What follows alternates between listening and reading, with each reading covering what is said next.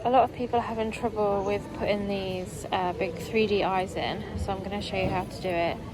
If you don't put them in properly, they will stick out like this, which is probably not the look you're going for, so I'm going to show you how. You're going to need some pliers, because we're going to be pushing down on the backs of the eyes. So rest your work down so that you can see that sticking up. Grab the back.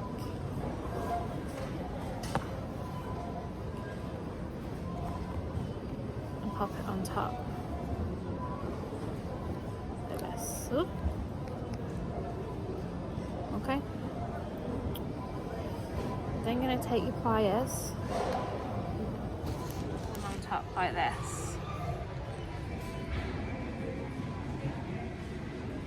You're then going to put all your weight onto the pliers and push them in.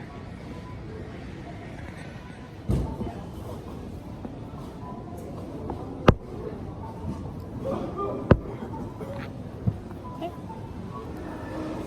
Like, honestly, like, it is that easy. And then they're sunk in. Let's do the other one.